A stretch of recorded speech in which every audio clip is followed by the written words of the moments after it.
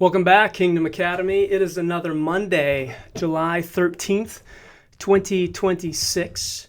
It has been hot and humid and lots of rain, which means there is a lot of grass to cut. Maybe I'm the weird one here, but I actually enjoy mowing the lawn. Not the actual part of mowing, but more so the finish aspect of it. That moment when you step back and look at the end result, to see the beauty of the fresh cut lawn with perfect straight lined edges. Well, maybe not perfect. For years I've worked on creating that perfect cut, yet to no avail. It just never seems to be perfect. I've found that many people struggle with this same idea though. Not just in mowing, but all aspects of life. I had a friend that I used to teach with, and he would literally not be able to finish a project because it was never perfect. The stress, the anxiety, it would kill him because he could never get exactly what he was working on or what he thought it should be exactly. That then turned into a different type of anxiety because now he didn't want to take on any new projects because the stress paralyzed him so much that he couldn't start a project. And here's the thing. He was really good. But he eventually had to move on to something else because he was paralyzed with perfectionism. This leads us to another very difficult teaching from Jesus in Matthew chapter 5, verse 48. It says this, following up, remember, from last week's teaching about the idea of loving your enemy, which was a very difficult topic.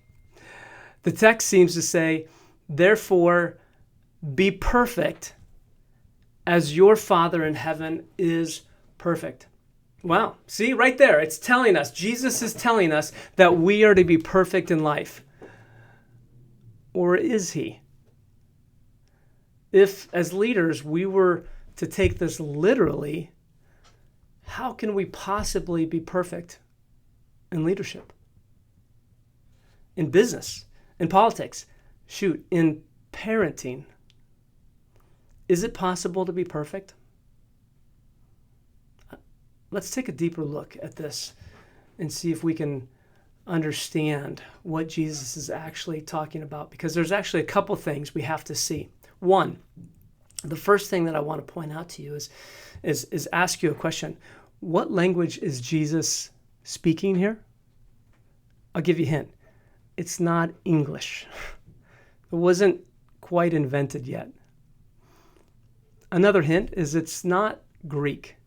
Now, this is what many people I've heard think that he was speaking, but it wasn't Greek. And maybe some people say it was Aramaic, which could have been, but if he was teaching to a group of disciples, then he would have been speaking as a rabbi, and he would have been teaching in Hebrew. Now, here's the thing about Hebrew, and very important, hear me when I say this. In Hebrew, the Hebrew language, there is no word, none, zilch, zero, for perfect. There's no word. There's no concept of the idea of perfection. Perfectionism is not a thing in Hebrew. It doesn't exist. Okay, so now we need to ask a few more questions. What word would Jesus have been using then? Now, as I've been explaining over the past few weeks, Jesus likes to use a teaching tool used by the rabbis called remez. Do you remember what it is? It's the teaching tool of when you point back to something previous that you should know, something that you've read, something that you've memorized, something from their Bible, their Torah, that they would know. They would have heard this and known it. It turns out that there's actually 2 passages in the Torah where this statement was said previously. Deuteronomy 18:13 and Leviticus 19:2, which should be at the bottom of the screen here, but you should look these up. Deuteronomy 18:13 and Leviticus 19:2. In Deuteronomy 18:13, some translations translate it still as perfect, but the word in Hebrew was tamim. Tamim means not perfect, but whole or complete. Now, I've taught this many years, but there's something I came across probably in the last 2 years, this ancient Japanese concept called wabi-sabi. Wabi-sabi. It's the idea that there are things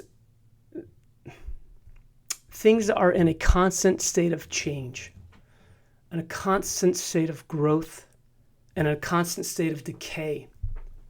It's the idea that nothing lasts, nothing is finished, and nothing is perfect. Wabi-sabi actually celebrates the unique imperfections that come from humanity over the synthetic fakeness of something that is artificial, that seems perfect. What you do, what comes from you, matters in all its imperfections. What you do isn't to be perfect. It's just to be complete, to be whole, to the best of your ability. Now, Leviticus uses a slightly different word. It uses the word kadosh for this idea of perfect. Kadosh is an interesting word because it's also translated as holy. Holy, we're to be holy. Well, okay, so what does kadosh mean then? How do we translate kadosh? And in fact, in English, there's 2 ways that you translate kadosh. One is to be set apart for a specific purpose. It's the idea that you were created unique and not common. But in your uniqueness, you were given a specific purpose. That's for you. The second translation, which is interesting as well, is we could translate kadosh as devoted or devotion. What's devotion? It's this unwavering dedication or loyalty to a specific purpose. So back to Jesus' words then. Be perfect as your heavenly Father is perfect. Jesus could be saying one of 3 things, or he could be saying all 3 at the same time, which is fascinating about the Hebrew language. He could be saying, be whole, be complete. You're not to be perfect, but rather in a state of constant growth and change. God created me and he created you with unique gifts and talents. Therefore, I'm to constantly be improving those gifts and working on them for growth, for change. Or he could be saying that I'm to realize that as a leader, I'm to be set apart for a specific purpose. I'm not to be just like everyone else or do what everyone else does. By following God's commandments and path, I am to be different. I am to light up the darkness. My words, my actions, my thoughts should reflect God's. Or, third, I'm to be devoted. I'm to be devoted to God's ways. I'm to be devoted to Him, to giving Him my best. I'm to be devoted to my family, to be the best husband I can be, to be the best father that I can be. I'm to be maybe devoted to my staff or my team so that they know that I have their best interests at heart. They can trust me. Or to my clients so that they know that I'm honest, I'm fair, and I work hard for their needs. Or maybe I'm also to be devoted to my community, working to bring restoration. love, justice. As leaders today, Jesus' words have so much meaning.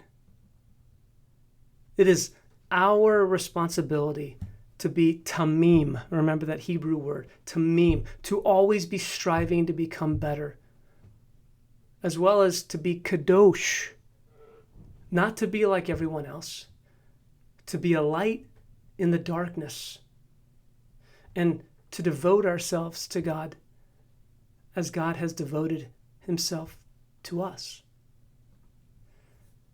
It is through this devotion that we become more wise, we become more patient, kind, composed, bold, even willing to take risks, while also having a greater understanding of the world. I challenge and encourage you today. Take these words from Jesus. Devote yourself to the Father, to be set apart for a specific purpose, and that in your constant state of growth and change, that you will become complete. That's my challenge today for this week. That being said, this is Matt signing off. May the Lord bless you and keep you. May he shine his face upon you, and may he give you peace. Have a great week, everyone.